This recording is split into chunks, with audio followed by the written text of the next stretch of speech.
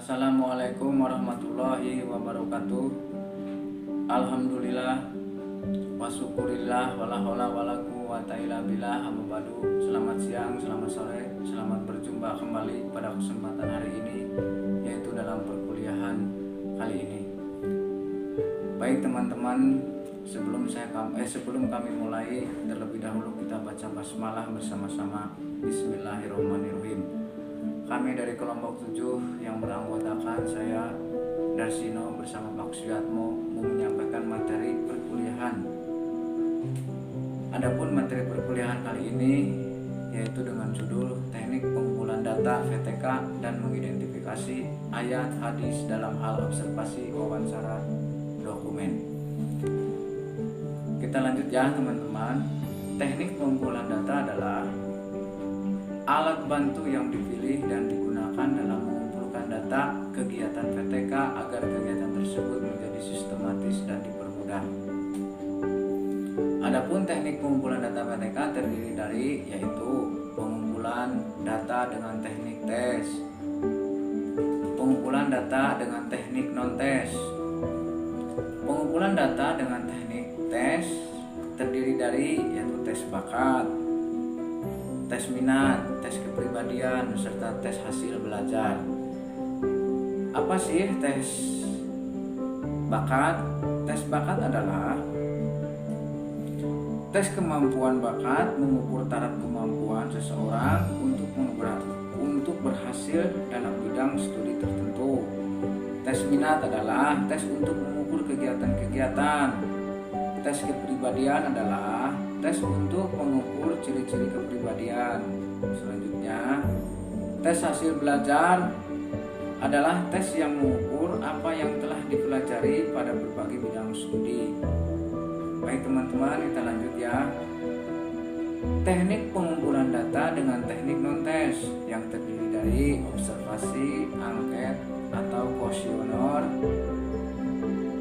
Selanjutnya, teknik wawancara, teknik studi dokumenter.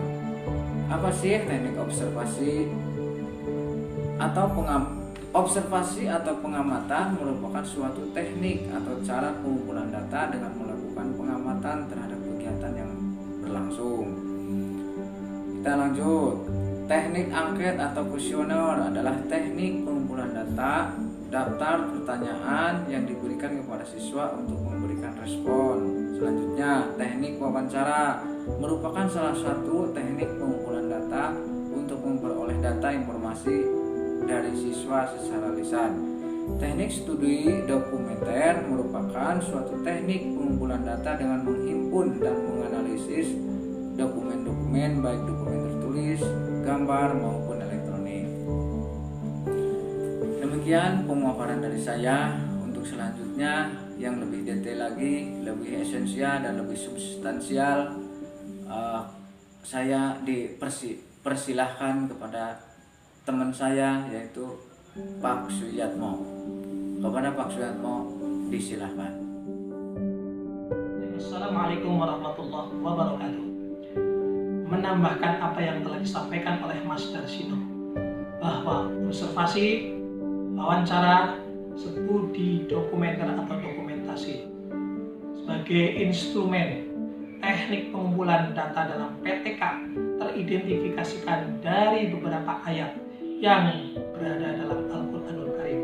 Di antara ayat-ayat tersebut adalah surat Al-Maidah ayat yang ke-31, kemudian surat Yunus ayat yang ke-101, kemudian Al-Ghasyiyah ayat yang ke-17 sampai kepada ayat yang ke-20, kemudian Al-Isra ayat yang ke-21, kemudian Al-Baqarah ayat yang ke-260.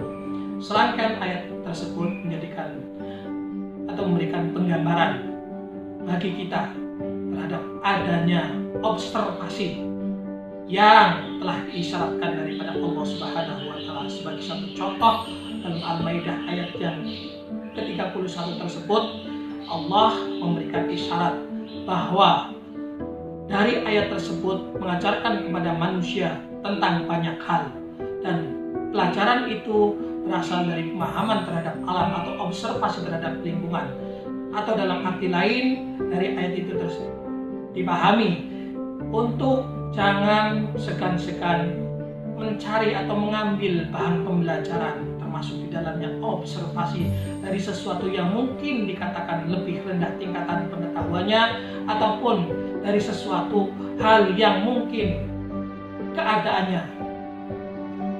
yang sangat rendah. Yang penting dalam tahapan tersebut, observasi adalah suatu keniscayaan yang dilakukan, sebagaimana hal itu dilakukan dalam penelitian tindakan kelas sebagai upaya untuk menindaklanjuti adanya sebuah perubahan dan tujuan dari pembelajaran secara maksimal. Kemudian pada ayat yang ke-1 sampai ke-4 surat Ar-Rahman, terus An-Nisa ayat yang ke-9, terus kemudian Al-Ahzab ayat yang ke-70, Allah memberikan isyarat adanya wawancara, teknik wawancara sebagaimana dimaktubkan dalam Ar-Rahman ayat yang ke-4 pada lafaz Al-Bayan. Menurut Imam Syekhoni menjelaskan bahwa Al-Bayan bermakna jelas menjelaskan sebagai komunikasi yang aktif, di mana komunikasi aktif ini dilakukan oleh manusia dalam upaya untuk memperjelas atau mencari atau mengumpulkan data sebagai satu penjelas yang menjadi satu kajian objek tertentu.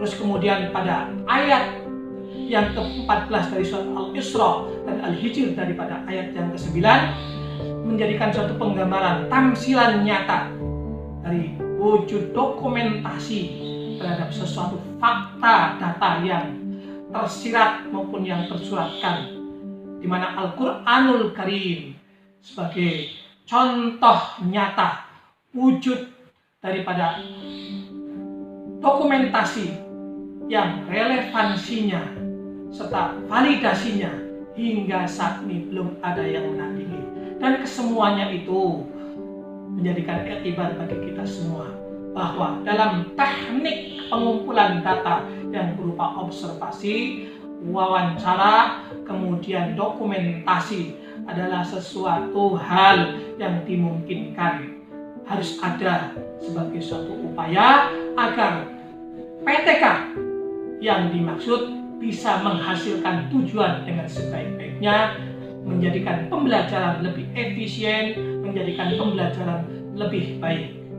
Di samping itu pula Rasulullah SAW sebagai pencerah umat manusia banyak mengisyaratkan dari berbagai macam riwayat hadis yang telah diriwayatkan oleh imam-imam hadis bahwa teknik observasi, wawancara maupun dokumentasi pernah dilakukan oleh Rasulullah SAW. Sebagai satu gambaran dan contoh, Rasulullah SAW ketika mengutus sahabatnya, yaitu sahabat Mu'adz, untuk menjadi hakim di negeri Yaman, sebelum keberangkatannya beliau bertanya kepada sahabat Mu'adz, "Fima tahkum?" Bagaimana engkau menyelesaikan permasalahan jika terjadi sesuatu permasalahan? Maka jawab sahabat Mu'adz, "Bi kitabillah." Untuk menyelesaikan permasalahan akan bersandar dengan kitabnya Allah Subhanahu wa taala, yaitu Al-Qur'anul Karim. Kemudian Rasulullah SAW mempertanyakan kembali, "Fa ilam tajid?" Bagaimana apabila tidak ditemukan dalam kitab Allah? Maka sahabat Mu'adz menjawab, "Bi sunnati Rasulillah SAW." Beliau menjawab akan bersandar dengan sunnah daripada Rasulullah SAW. Rasulullah kemudian mempertanyakan kembali, "Wa ilam tajid?" Bagaimana jika tidak ditemukan dalam sunnah Rasulullah SAW? Sahabat Mu'adz menjawab, "Wajdahidu Rabbi." Sahabat Mu'adz menjawab bahwa beliau akan istihad kepada Allah Subhanahu wa taala untuk menghasilkan keputusan, untuk mampu menyelesaikan masalah dengan sebaik-baiknya, untuk mampu memberikan solusi dengan sebaik-baiknya. Di samping itu pula Rasulullah SAW menegaskan dalam sebuah hadisnya yang diriwayatkan oleh Imam Muslim, "Taraktu fikum amra'aini malan tadilu ba'dahu in ihtasamtum bi kitabullah wa sunnata rasulih." bahwa Rasulullah SAW menyatakan, aku tinggalkan bagimu 2 perkara yang apabila kamu berpegang teguh kepadanya, maka tidak akan sesat sesudahku. 2 perkara tersebut adalah kitab Allah Subhanahu wa Ta'ala dan sunnah Rasulullah SAW.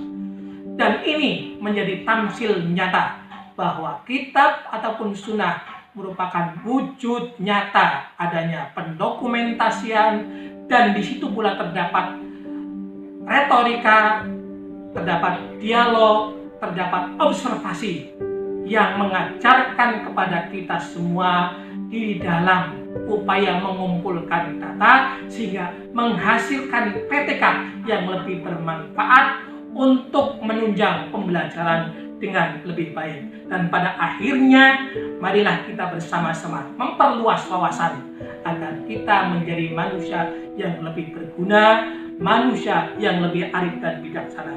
Sebab ma'ahsana dina wa dunya idajtama'a wa aqbahal kufra wal iflasa fi rajul. Alangkah indahnya apabila jikalau berkumpul ilmu pengetahuan yang berasal dari agama dan ilmu pengetahuan yang bersifat dunia, atau dengan kata lain agama dan dunia, tetapi alangkah sengsaranya, alangkah celakanya apabila kekafiran dan kebodohan atau kekufuran dan kemiskinan berada pada diri seseorang.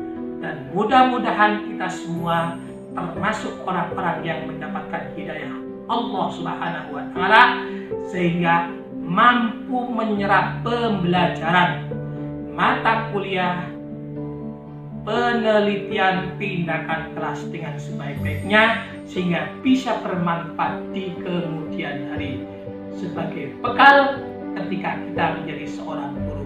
Pada akhirnya, wallahu muwaffiq ila aqwamit thoriq. Subhanaka wa bihamdika la ilaha illa anta wastaghfiruka wa atubu ilaik. Wassalamualaikum warahmatullahi wabarakatuh.